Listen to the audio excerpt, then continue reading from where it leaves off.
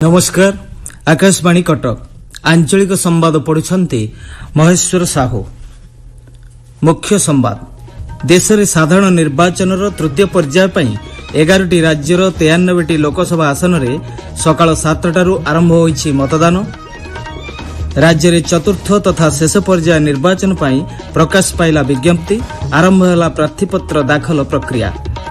आजमा शिक्षा सशक्तिकरण वार्ता नहीं आज पालन करा जाउछि विश्व आजमा दिवस एवं कालबैशाखी प्रभाव में राज्यर 8टी जिल्ला रे प्रबल वर्षा संभावना नहीं सतर्क सूचना जारी कला पाणीपाग विभाग।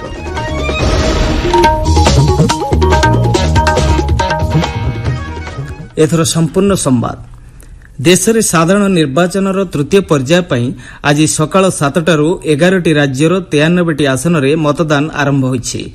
मतदान संध्या 6टा जाए चलिबो। तेबे किछि लोकसभा क्षेत्र में मतदान संध्या 4टारे शेष होईजिवो। एही पर्याय रे प्राय 1331 जन प्रार्थी निर्वाचन लढुछंती। एथि मध्यरे 10 केन्द्रमंत्री और 4 पूर्वतन मुख्यमंत्री समेत अनेक प्रतिष्ठित राजनेता रहिछंती। आज उत्तर प्रदेश 10टी, गुजरात 25टी, कर्णाटक 14, महाराष्ट्र 11, मध्य प्रदेश 9, आसाम 4, बिहार 5, छत्तीसगढ़ 7, पश्चिम बंगर 4, डामन डिउ और दादर एवं नगर हवेली 2टी आसन में मतदान हेउछि। राज्य में चतुर्थ तथा शेष पर्याय निर्वाचन पई आज विधिबद्ध भाव विज्ञप्ति प्रकाश पाइछि। एही पर्याय मयूरभंज, बालेश्वर, भद्रक, जाजपुर, केन्द्रापड़ा और जगतसिंहपुर लोकसभा आसन एवं यह अधीन 42टी विधानसभा आसन पई आसंता जून 1 तारिख रे मतदान अनुष्ठित हेबो। सकाळ 7टारू संध्या 6टा जाए मतदान हेबो बोली जणा पड़िछि। चतुर्थ पर्याय निर्वाचन पई आजिठारू नामांकन प्रक्रिया आरंभ होईछि। यह आसंता 14 तारिख रे शेष हेबो। आसंता 15 तारिख रे प्रार्थीपत्र जांच हेबाकु थिबा बेले 17 तारिख प्रार्थीपत्र प्रत्याहार शेष दिवस रहिछि। आम कटक संवाददाता सूचना अनुसार एही पर्याय जगतसिंहपुर और केन्द्रापड़ा लोकसभा क्षेत्र अधीन कटक जिलार माहंगा, सालेपुर और नियाली निर्वाचन मंडली रे आसंता 1 तारिख रे मतदान हेबो। एथिपई आजिठारू नामांकन प्रक्रिया होईछि। भोट ग्रहण पई सालेपुर निर्वाचन मंडली रे 253टी, माहंगारे 309टी और नियाली रे 274टी मतदान केन्द्र करा जायछि। संवेदनशील मतदान केन्द्र गुड़िकरे वेबकास्टिंग उपरे गुरुत्व दियाजिबो एवं एठारे अबाध, निरपेक्ष और श्रृंखलित निर्वाचन करिबा पई व्यापक व्यवस्था करा जायछि। केन्द्रीय सुरक्षा बल, flying squad, static surveillance team नियोजित कराजिबो बोली जिला प्रशासन पक्षरु आज एक सांबादिक सम्मेलन रे अतिरिक्त जिलापाल उमाकांत राज सूचना दैछंती। सूचनायोग्य कटक जिले में आसंता 25 और जून 1 तारिख रे 2टी पर्याय मतदान करा जाउछि।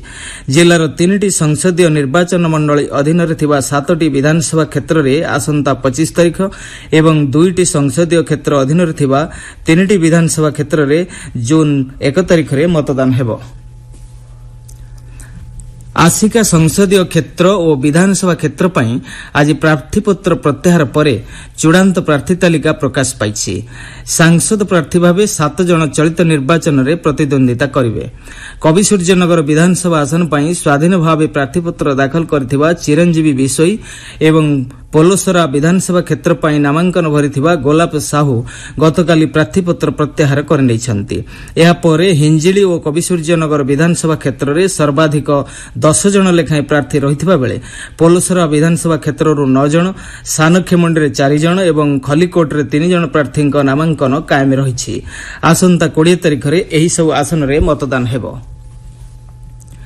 एकक विश्वविद्यालय प्रवेशिका परीक्षा CUET UG आसंता 15 तारिख आरंभ हेबो। ए संक्रांत रे नेशनल टेस्टिंग एजेंसी पक्षरु संपूर्ण परीक्षा सूची प्रकाश पाइछि। लिखित एवं कंप्यूटर आधारित परीक्षा कराजिबो बोली NTA कहिछि। आपण माने आंचलिक संवाद सुनुछंती आकाशवाणी कटक केन्द्ररू। पुरी लोकसभा आसन पई गतकाली प्रार्थीपत्र दाखल शेष होइथिबा बेले आज जांच प्रक्रिया चलिछि।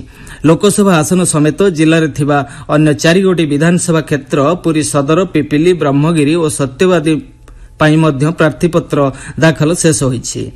ନିର୍ବାଚନ ସମ୍ପର୍କିତ ତଥ୍ୟକୁ ନେଇ ଆମ ପୁରୀ ସମ୍ବାଦଦାତା ସୌମିତ୍ର ରଞ୍ଜନ ହରିଚନ୍ଦନଙ୍କ ରିପୋର୍ଟ। ଉପକୂଳ ଓଡ଼ିଶାର ଅନ୍ୟତମ ପ୍ରମୁଖ ଜିଲ୍ଲା ଭାବେ ପରିଗଣିତ ପୁରୀ ଜିଲ୍ଲାରେ ନିର୍ବାଚନକୁ ନେଇ ଉଷ୍ମତା ପ୍ରକାଶ ପାଇଛି।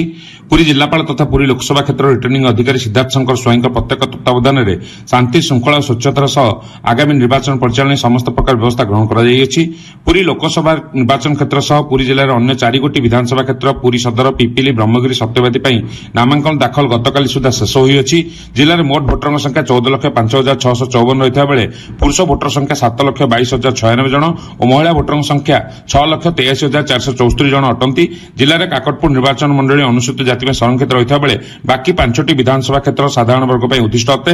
ଗତ 29 ତାରିଖ ଦିନ ପୁରୀ ଲୋକସଭା କ୍ଷେତ୍ରରେ ଆସୁଥିବା ଜିଲ୍ଲାର 4ଗୋଟି ବିଧାନସଭା ପାଇଁ ବିଜ୍ଞପ୍ତି ପ୍ରକାଶ ପାଇଥିବା ବେଳେ ଆଜି ନାମାଙ୍କନ ଯାଞ୍ଚ ସହ ଆଗାମୀ ମେ 9 ତାରିଖରେ ପ୍ରାର୍ଥୀପତ୍ର ପ୍ରତ୍ୟାହାର କରାଯିବ। ମେ 25 ତାରିଖରେ ଭୋଟ ଗ୍ରହଣ ହେବାକୁ ଥିବା ବେଳେ ସମଗ୍ର ଦେଶ ସମେତ ଏଠାରେ ମଧ୍ୟ ଜୁନ୍ 4 ତାରିଖରେ ଭୋଟ ଗଣତି କରାଯିବ। ପୁରୀ ଲୋକସଭା ଆସନ ପାଇଁ ବିଜେପିରୁ ସମ୍ବିତ ପାତ୍ର, ବିଜେଡିରୁ ଅରୁପ ପଟ୍ଟନାୟକ ଓ କଂଗ୍ରେସରୁ ଜୟନାରାୟଣ ପଟ୍ଟନାୟକ ପ୍ରାର୍ଥୀପତ୍ର ଦାଖଲ କରିଛନ୍ତି। ସେହିପରି ପୁରୀ ସଦର ବିଧାନସଭା କ୍ଷେତ୍ର ପାଇଁ ବିଜେପିରୁ ଜୟନ୍ତ ଷଡ଼ଙ୍ଗୀ, ବିଜେଡିରୁ ସୁନୀଲ ମହାନ୍ତି ଓ କଂଗ୍ରେସରୁ ଉମାବଲ ରଥ ନାମାଙ୍କନ କରିଥିବା ବେଳେ ବ୍ରହ୍ମଗିରି ନିର୍ବାଚନ କ୍ଷେତ୍ରରେ ବିଜେପିରୁ ଉପାସନା ମହାପାତ୍ର, ବିଜେଡିରୁ ଉମା ସାମନ୍ତରାୟ ଓ କଂଗ୍ରେସରୁ ମିତ୍ରବାନୁ ମହାପାତ୍ର ପ୍ରାର୍ଥୀପତ୍ର ଦାଖଲ କରିଛନ୍ତି। ସେହିପରି ସତ୍ୟବାଦୀ ନିର୍ବାଚନ ମଣ୍ଡଳୀ ପାଇଁ ବିଜେପିରୁ ଓମ୍ ପ୍ରକାଶ ମିଶ୍ର, ବିଜେଡିରୁ ସଞ୍ଜୟ ଦାସବର୍ମା, କଂଗ୍ରେସରୁ ମନୋଜ ରଥ ନାମାଙ୍କନ କରିଥିବା ବେଳେ ପିପିଲି ବିଧାନସଭା ନିର୍ବାଚନ ମଣ୍ଡଳୀ ପାଇଁ ବିଜେପିରୁ ଅଶ୍ରିତ ପଟ୍ଟନାୟକ, ବିଜେଡିରୁ ରୁଦ୍ର ମହାରଥୀ ଓ କଂଗ୍ରେସରୁ ଜ୍ଞାନରଞ୍ଜନ ମହାପାତ୍ର ପ୍ରାର୍ଥୀପତ୍ର ଦାଖଲ କରିଛନ୍ତି। ଆଞ୍ଚଳିକ ସମ୍ବାଦ ପାଇଁ ପୁରୀରୁ ସୌମିତ୍ର ରଞ୍ଜନ ହରିଚନ୍ଦନ। ପ୍ରଦୂଷଣ ଓ ଅବ୍ୟବସ୍ଥିତ ଜୀବନଶୈଳୀ ଯୋଗୁଁ ଲୋକମାନେ ଶ୍ୱାସକ୍ରିୟାଜନିତ ରୋଗ ଆଜ୍ମାରେ ଆକ୍ରାନ୍ତ ହେଉଛନ୍ତି। ଲୋକମାନଙ୍କ ଭିତରେ ଏ ସମ୍ବନ୍ଧରେ ସଚେତନତା ସୃଷ୍ଟି କରିବା ଲାଗି ପ୍ରତିବର୍ଷ ମଇ ମାସ ପ୍ରଥମ ମଙ୍ଗଳବାର ଦିନ ବିଶ୍ୱ ଆଜ୍ମା ଦିବସ ପାଳନ କରାଯାଉଛି।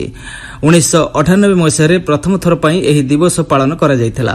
ଚଳିତ ବର୍ଷ ଏହି ଦିବସ ପାଳନର ବାର୍ତ୍ତା ରହିଛି ଆଜ୍ମା ଶିକ୍ଷା ସଶକ୍ତିକରଣ। ଅନ୍ତର୍ଜାତୀୟ ବଜାରରେ ଅଶୋଧିତ ତୈଳ ଦର ପରିବର୍ତ୍ତନ ହେବାରେ ଲାଗିଛି। ଅଶୋଧିତ ବ୍ରେଣ୍ଟ ମୂଲ୍ୟ ବ୍ୟାରେଲ ପିଛା $84 ହୋଇଥିବା ବେଳେ ଅଶୋଧିତ WTI ମୂଲ୍ୟ ବ୍ୟାରେଲ ପିଛା $79 ରହିଛି।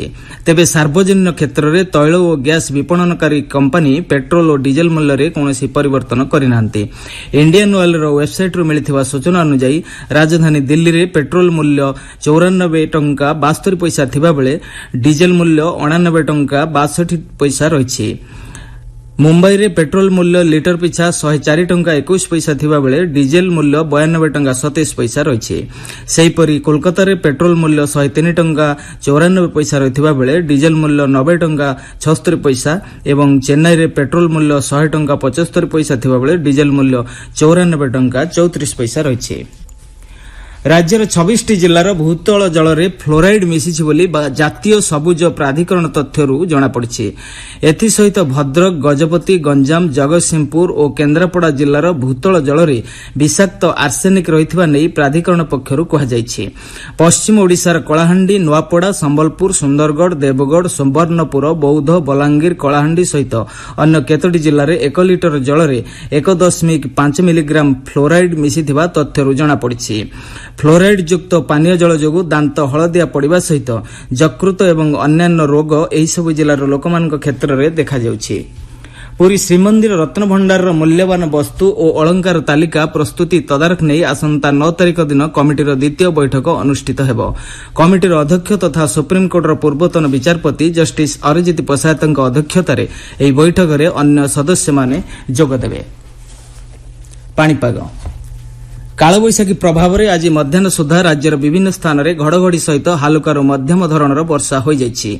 ଗତକାଲି ଅପରାହ୍ନରେ ହୋଇଥିବା କାଳବୈଶାଖୀ ବର୍ଷା ଯୋଗୁଁ ତାପମାତ୍ରା ହ୍ରାସ ପାଇଥିବା ବେଳେ ଆସନ୍ତା 3 ଦିନ ମଧ୍ୟରେ ରାଜ୍ୟରେ ତାପମାତ୍ରା 4ରୁ 6 ଡିଗ୍ରୀ ସେଲ୍ସିୟସ୍ ପର୍ଯ୍ୟନ୍ତ କମିବାର ସମ୍ଭାବନା ରହିଛି ବୋଲି ପାଣିପାଗ ବିଭାଗ କହିଛି। ଆଜି ମୟୂରଭଞ୍ଜ, କେନ୍ଦୁଝର, ବାଲେଶ୍ୱର, ଭଦ୍ରକ, ଗଞ୍ଜାମ, ଗଜପତି, କୋରାପୁଟ ଏବଂ ନବରଙ୍ଗପୁର ଜିଲ୍ଲାର କେତେକ ସ୍ଥାନରେ ପ୍ରବଳ ବର୍ଷା ସହ 40ରୁ 50 କିଲୋମିଟର ବେଗରେ ପବନ ବହିବା ସମ୍ଭାବନା ରହିଛି। ଏଥିପାଇଁ ଏହିସବୁ ଜିଲ୍ଲାଗୁଡ଼ିକୁ ଭାରତୀୟ ପାଣିପାଗ ବିଭାଗ ସତର୍କ ସୂଚନା ଜାରି କରିଛି। ସମ୍ବାଦ ଶେଷ ହେବା ପୂର୍ବରୁ ମୁଖ୍ୟ ସମ୍ବାଦ ପୁଣିଥରେ। ଦେଶରେ ସାଧାରଣ ନିର୍ବାଚନର ତୃତୀୟ ପର୍ଯ୍ୟାୟ ପାଇଁ 11ଟି ରାଜ୍ୟର 93ଟି ଲୋକସଭା ଆସନରେ ସକାଳ 7ଟାରୁ ଆରମ୍ଭ ହୋଇଛି ମତଦାନ। ରାଜ୍ୟରେ ଚତୁର୍ଥ ତଥା ଶେଷ ପର୍ଯ୍ୟାୟ ନିର୍ବାଚନ ପାଇଁ ପ୍ରକାଶ ପାଇଲା ବିଜ୍ଞପ୍ତି। ଆରମ୍ଭ ହେଲା ପ୍ରାର୍ଥୀପତ୍ର ଦାଖଲ ପ୍ରକ୍ରିୟା। आजमा शिक्षा सशक्तिकरण वार्ता नहीं आज पालन करा जाउछि विश्व आजमा दिवस एवं कालबैशाखी प्रभाव में राज्यर 8टी जिले में प्रबल वर्षा संभावना नहीं सतर्क सूचना जारी कला पाणीपाग विभाग। आंचलिक संवाद वर्तमान एतिकी।